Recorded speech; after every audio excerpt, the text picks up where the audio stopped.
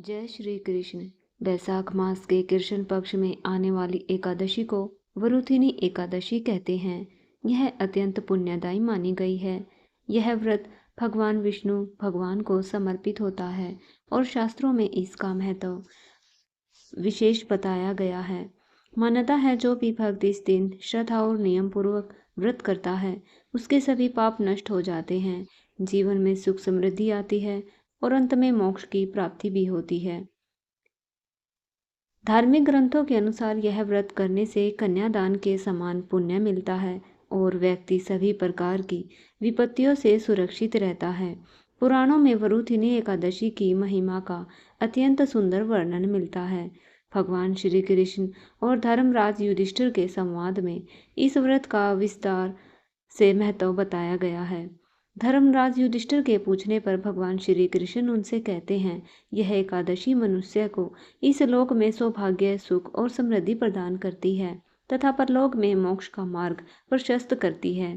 इस व्रत का फल हजारों वर्षों की तपस्या के समान बताया गया है।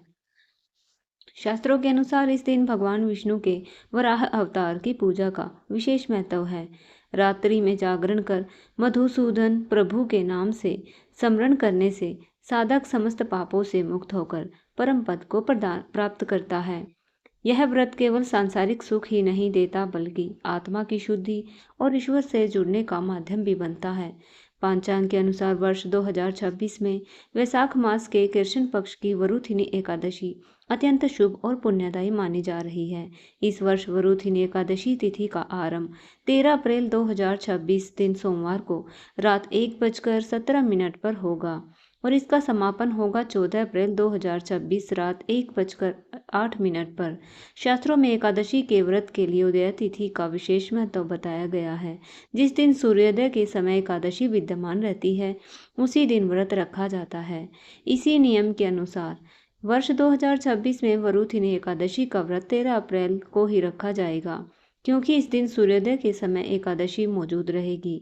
इस व्रत का पारण अर्थात व्रत खोलने का समय 14 अप्रैल 2026 को प्रातःकाल लगभग 6:54 से 8:31 तक रहेगा।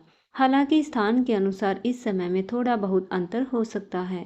शास्त्रों के अनुसार हरिवासर समाप्त होने के बाद ही पारण करना चाहिए, इसलिए भक्तों को ध्यान रखना चाहिए कि वे उचित समय पर ही व्रत का पारण करें। धार्मिक मान्यता के अनुसार यह व्रत भगवान विष्णु भगवान को समर्पित होता है और इसे करने से व्यक्ति के पापों का नाश होता है, जीवन में सुख समृद्धि आती है और मोक्ष की प्राप्ति होती है। यह भी ध्यान रखना जरूरी है कि 13 अप्रैल 2026 को व्रत रखकर 14 अप्रैल को ही पारण करना शास्त्र सम्मत है, जबकि 14 अप्रैल को व्रत रखना उचित नहीं माना गया है। इस दिन व्रत रखने वाले भक्तों को कुछ विशेष नियमों का पालन करना चाहिए। एकादशी के दिन चावल का सेवन वर्जित बताया गया है, इसलिए इस दिन चावल नहीं खाने चाहिए। यथासंभव सात्विक भोजन करना चाहिए। कई भक्त निर्जल व्रत भी रखते हैं, जबकि कुछ फलाहार और जल ग्रहण करके भी व्रत करते हैं। इस दिन मन, वाणी और कर्म से शुद्ध रहना चाहिए। किसी की निंदा नहीं करनी चाहिए। अधिक से अधिक भगवान विष्णु के मंत्रों का जप और ध्यान करना चाहिए। प्रातःकाल स्नान कर स्वच्छ वस्त्र धारण करें। मंदिर में या घर में भगवान विष्णु की पूजा करें।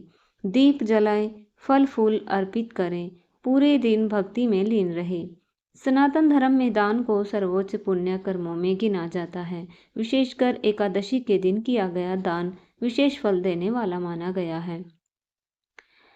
वरुथिनी एकादशी पर किया गया दान मनुष्य को अनेक जन्मों के पापों से मुक्ति दिलाता है। यह केवल धार्मिक अनुष्ठान नहीं बल्कि करुणा, दया और सेवा का जीवंत स्वरूप है। इस दिन कौन सा दान करें? इस दिन अन्नदान को महादान कहा गया है। भूखे को भोजन कराना सबसे बड़ा पुण्य माना जाता है। इस दिन विशेष रूप से किसी भूखे, पीड़ित या असहाय व्यक्ति की सेवा करना भगवान श्री हरि की सच्ची पूजा के समान माना गया है। वरुथिनी एकादशी के पावन अवसर पर आप दीनहीन, असहाय, दिव्यांग, जरूरतमंद बच्चों को भोजन कराने के पुण्य कार्य में सहयोग करें। इस एकादशी का महत्व अत्यंत विशेष बताया गया है। यह व्रत भाग्य को प्रबल बनाता है, जीवन में सुख शांति और समृद्धि लाता है। यह व्रत व्यक्ति को पापों से मुक्ति दिलाकर उसे धर्म के मार्ग पर अग्रसर करता है। विशेष रूप से महिलाओं के लिए यह व्रत अत्यंत फलदायी माना गया है। इससे अखंड सौभाग्य की प्राप्ति होती है और भगवान विष्णु की विशेष कृपा प्राप्त करता है। इस प्रकार वरूथिनी एकादशी का व्रत केवल एक धार्मिक अनुष्ठान नहीं बल्कि आत्मशुद्धि, संयम और भक्ति का पवित्र अवसर है। प्रिय भक्तों, यह थी वरूथिनी एकादशी की संपूर्ण जानकारी। अगर आपको यह वीडियो अच्छी लगी हो तो वीडियो को लाइक जरूर करें। चैनल पर नए हैं तो चैनल को सब्सक्राइब जरूर करें। कमेंट बॉक्स में जय श्री हरि विष्णु अवश्य लिखें। फिर मिलते हैं एक और नई वीडियो के साथ। जय श्री हरि।